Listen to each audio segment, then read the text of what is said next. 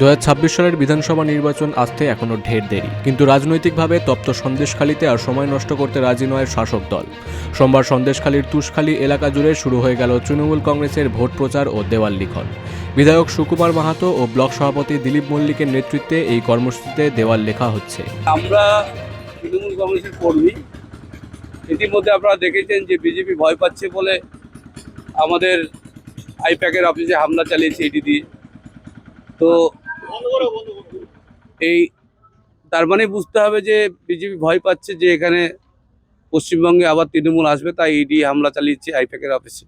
আমরা মনে করি ভোটের দামামা সেদিন বেড়েছে যেদিন এসআইআর শুরু হয়েছে, এবং এত কম সময়ে এসআইআর হয়েছে, তাতে আমরা তৃণমূল কংগ্রেস কর্মীরা প্রস্তুত, ভোট যখন হবে তখন আমরা তৈরি আছি।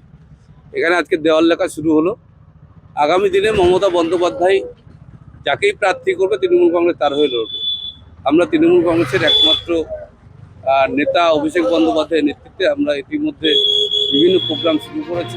তবে নজরকাড়া বিষয় হলো কোনো দেওয়ালেই প্রার্থীর নাম নেই। এই প্রসঙ্গে বিধায়ক ও ব্লক সভাপতি স্পষ্ট জানান, দলের প্রার্থী কে হবে তা বড় বিষয় নয়, যে দাঁড়াবে সে ঘাসফুলেরই সৈনিক। 3 মাসের লড়াই হয়, কিন্তু এটা 6 মাসের লড়াই, অর্থাৎ এসআইআর হতে যে 2 মাস 2.5 মাস লাগছে, এখান থেকে আমরা নির্বাচনী কার্যক্রম শুরু করে দিয়েছি। কারণ এই ভোটারদের সঙ্গে জনসংযোগ তৈরি করা, তাদের সুপরিকল্পিতভাবে বিজেপি নির্বাচন কমিশনকে কাজে লাগিয়ে যে বাদ দেওয়ার সুকৌশলে চক্রান্ত করছে, সেটাকেও আমরা প্রতিহত করছি। যে মাননীয় মুখ্যমন্ত্রী মমতা বন্দ্যোপাধ্যায় এবং নেতা অভিষেক বন্দ্যোপাধ্যায় এই বাংলার যারা প্রকৃত ভোটার, তাদের একটি ভোটার যাতে বাদ না যায়, আমরা দলগতভাবে সৈনিকরা মাঠে নেমে সে চেষ্টা করছি তাদের নির্দেশে, নেতা এবং নেত্রী। সেজন্য সেটা করতে গিয়ে আমাদের নির্বাচনের কাজেই প্রকৃতভাবে ব্যবহৃত হতে হচ্ছে।